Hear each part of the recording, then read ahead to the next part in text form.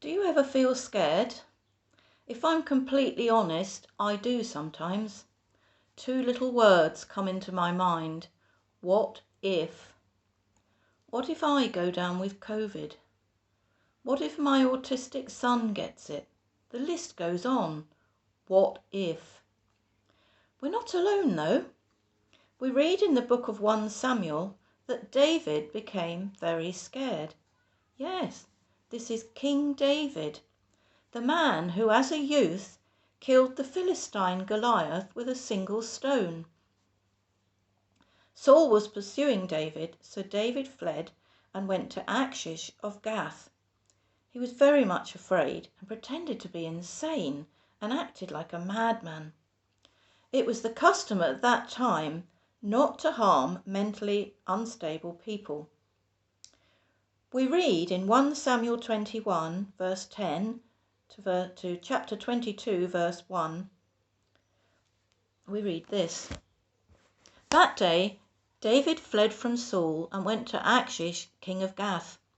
But the servants of Achish said to him, Isn't this David, the king of the land? Isn't he the one they sing about in their dances? Saul has slain his thousands, and David his tens of thousands. David took these words to heart and was very much afraid of Achish, king of Gath. So he feigned insanity in their presence. And while he was in their hands, he acted like a madman, making marks on the doors of the gate and letting saliva run down his beard. Achish said to his servants, Look at the man, he's insane. Why bring him to me? Am I so short of madmen that you have to bring this fellow here to carry on like this in front of me? Must this man come into my house? David left Gath and escaped to the cave of Adullam. When his brothers and his father's household heard about it, they went down to him there. So David fled and was safe.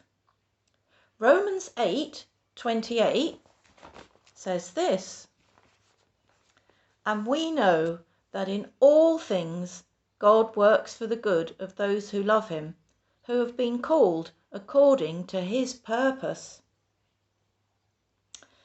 So after these blessings from the Lord, David wrote Psalm 34. He was blessed, and Psalm 34 blesses us. He praises the Lord, and he says in Psalm 34 verse 4, I sought the Lord, and he answered me. He delivered me from all my fears. He goes on to say in verse 7, The angel of the Lord encamps around all those who fear him, and he delivers him. These are such words of encouragement. The things that we are scared of might still happen. We don't know.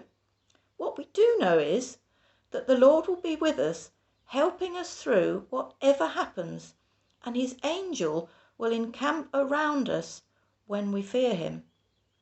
Psalm 34 verses 11 to 14 says, Come, my children, listen to me. I will teach you the fear of the Lord. Whoever of you loves life and desires to see many good days, keep your tongue from evil and your lips from speaking lies. Turn from evil and do good. Seek peace and pursue it. So the word for today is, we must fear the Lord.